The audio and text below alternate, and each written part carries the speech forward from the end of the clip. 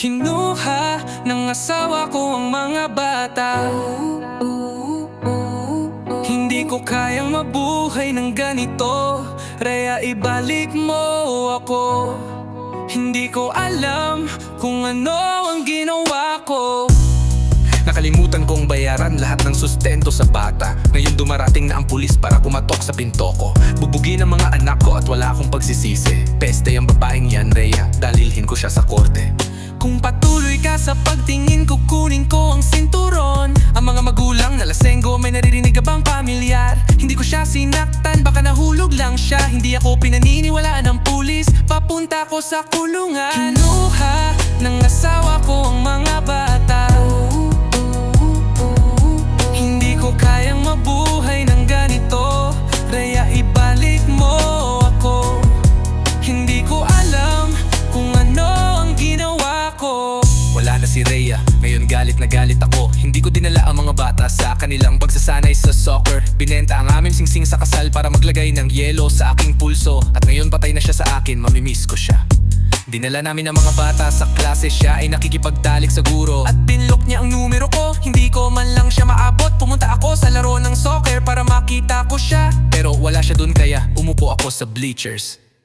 Baka bakla ako, ayoko sa babaeng ito. Nagsisinungaling yan ang Jameson. Kung hindi ko sila nagkaroon, nakantot ko sana ang isang sikat na babae. Ngayon wala nang saya ang mga araw ko. Akala ko siya ang number one ko. Wakasan ang aking buhay at tapos na kailangan ko itong gawin lahat. Dahil kinuha ng asawa ko ang mga bata. Hindi ko kayang mabuhay ng ganito. Karen, ibalik mo ako. Hindi ko alam kung ano ang ginawa ko. Hindi ko alam kung ano ang ginawa ko.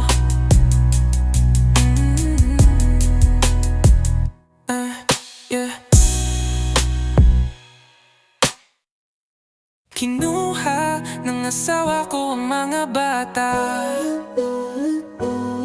Hindi ko kayang mabuhay ng ganito. Rhea, ibalik mo ako. Hindi ko alam kung ano ang ginawa ko.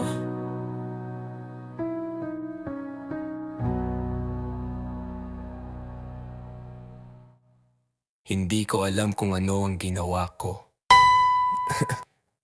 Yeah.